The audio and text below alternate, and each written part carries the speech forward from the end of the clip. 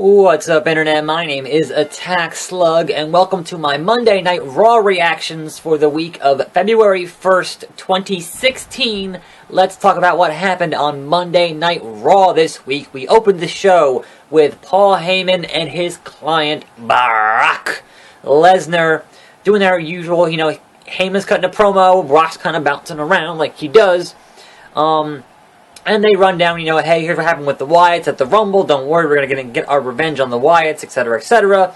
And then saying, hey, we got put into this main event, or not we, Brock got put into this main event triple threat at Fastlane, even though the Authority said that they were going to be watching guys on Raw last week for that main event, and he wasn't on Raw. That's a whole different discussion. But that kind of ran down that stuff, and that brought out Dean Ambrose to come out and kind of get a look at Brock Lesnar face-to-face, etc., and kind of just, did a little promo, and then kind of, went back to the back, and Brock's like, there's going to be a bussin', and that was that for that little segment. So we come back to the first match of the night, and it is Kalisto versus Rusev, who I guess they're still in doing the whole League of Nations thing. Del Rio's on commentary. They had a kind of a whatever little match here. It was alright. I think certainly both Kalisto and Rusev, very talented. And Kalisto wins by count out. So he kind of just got Rusev on the outside for long enough and got back in and won by count out, etc., etc. Kind of, it was the standard Raw kind of whatever. Then there was a backstage segment that sets up our main event, which is this match here, with Reigns and Ambrose looking at the world title behind like a glass case. Apparently, Triple H, who is your world champion, not intent on carrying it around. And then in comes Steph, and she sets up the match that is the main event, which is Reigns and Ambrose versus the New Day. Curiously enough, she announces that match, and you hear the crowd in the background immediately start chanting for New Day. Now, was it New Day rocks, New Day sucks, whatever? They weren't chanting for Reigns and Ambrose, they were chanting for the New Day. What does that tell you? Anyway, go to commercial, come back. There's some backstage diva stuff with Brie Bella and Charlotte, which sets up your match for this evening between Brie Bella and Charlotte, kind of discussing the whole thing with Nikki Bella and her surgery, etc., whatever. Then we get, what was it? It's, the Usos, versus the Social Outcasts. And every time they come out, I think it's one of the Hardys, and it's not one of the Hardys, it's Social Outcasts. But the significance of this segment was that Lillian Garcia, being the true Sin Cara of announcing, managed to botch a couple things here. She called them the Grammy Award-winning Usos. Obviously, they're the Slammy Award-winning Usos, because obviously the Slammies is a play on the Grammys. It always has been.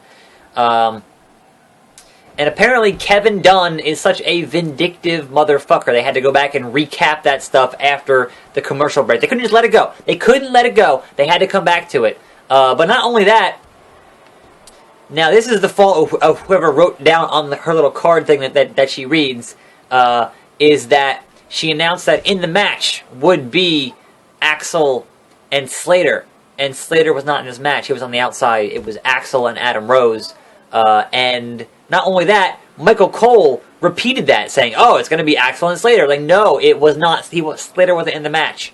Also, significant by his absence, the winner of last week's rap battle, Bo Dallas, was not in the building because Bo Dallas and Bray Wyatt and IRS, who is a backstage road agent, were going to visit grandfather Blackjack Mulligan, who was hospitalized. So that all just kind of went down to Florida for that. So they were not on the show. So this was a tag match between the Usos and Axel and Adam Rose, and obviously the Usos win. Kind of whatever. Like, the match was not important. It was everything else that happened around that was actually worth discussing. Anyway, next segment was Miz TV with AJ Styles, and it was literally Miz talking for like 5 minutes about AJ Styles, and I guess offering his services as a manager and that ended up with AJ Styles beating up The Miz. Like, I understand you never want to mention TNA, but the whole, he was all around the world in bingo halls and everything else, but he was in TNA for like 10 years, 12 years? He only spent the last 2 years in New Japan / Ring of Honor, so anyway, the irony of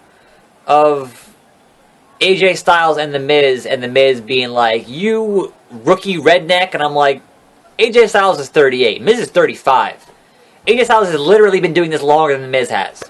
Anyway, so then we get our Brie Bella versus Charlotte match, non-title, which obviously, if you're fighting a champion non-title, certainly for the Divas Championship, if you're fighting the Divas Champion non-title, then you get the roll-up victory, and that, I guess, is going to give you your match for Fastlane, which is going to be, Brie and Charlotte, because obviously you don't want to do Sasha Banks at Fastlane, you want Sasha Banks for WrestleMania. That's what you saved that for.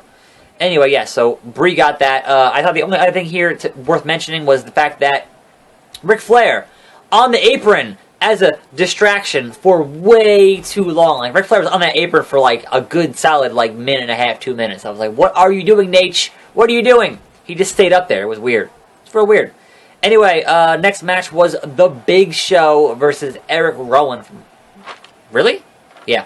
Big Show versus Eric Rowan was a match that didn't last very long because the rest of the Wyatts interfered. Now, I said last week, if they're truly setting up for Bray Wyatt and Brock Lesnar, you're going to have Bray beat a bunch of big guys. Last week it was Kane. This week would have been The Big Show, but he obviously wasn't in town.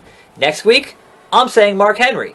But yeah, so they had Rowan and Big Show, and obviously they had the Wyatts dismantle Big Show, who apparently is a face now. And flip a goddamn coin, he's a face now.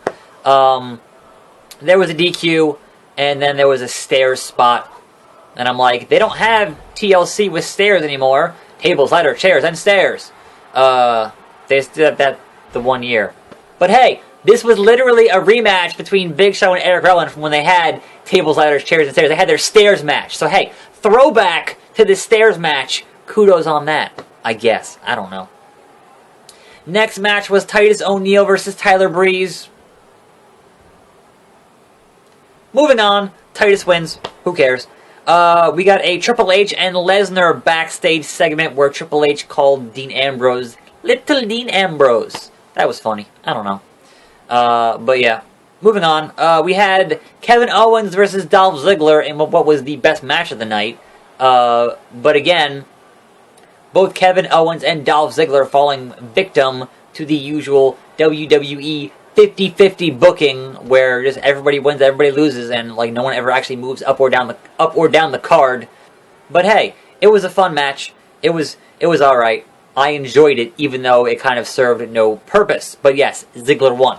Anyway, Sasha Banks versus Becky Lynch was your next match, and they brought out Sasha, gave her some mic time to actually go through with the whole, hey, Team Bad, I'm not in Team Bad anymore, I'm doing my single stuff.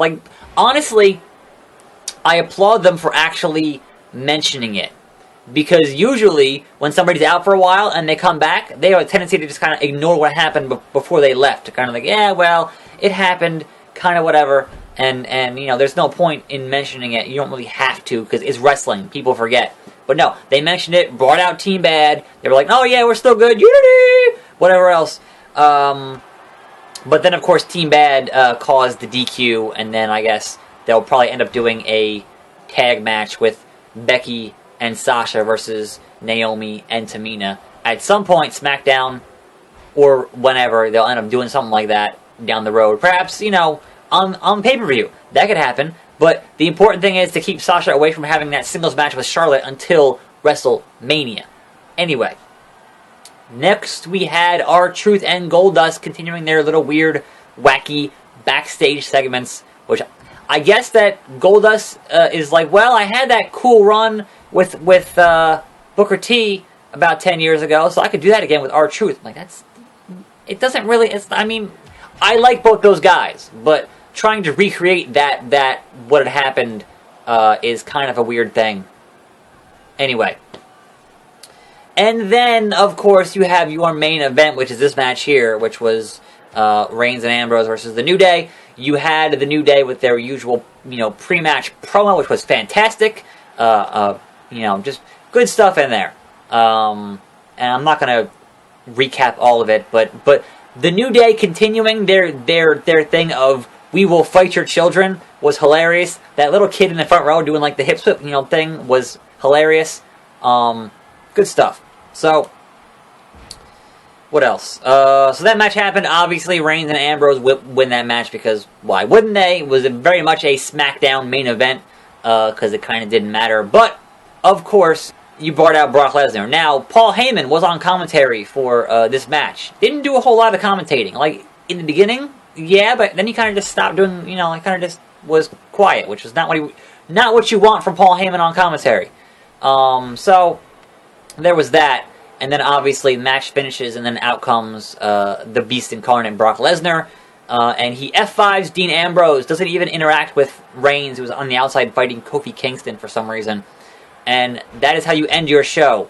I think, honestly, what I want from Lesnar and The New Day is, I want The New Day to continue to attempt to be friends with Brock Lesnar. I think that would be great TV. But other than that, kind of, where did Xavier go? Other than that, kind of whatever. That was the end of Raw. Raw was okay. I don't know. You can see where Fastlane is going. I will have that discussion in my usual 2K daily videos, so stay tuned for those videos. This was Raw. Let me know what you thought down in the comments, and I'm a Tax Slug. And I'll see you next time, right here on this channel. And I'm out, I guess. Okay.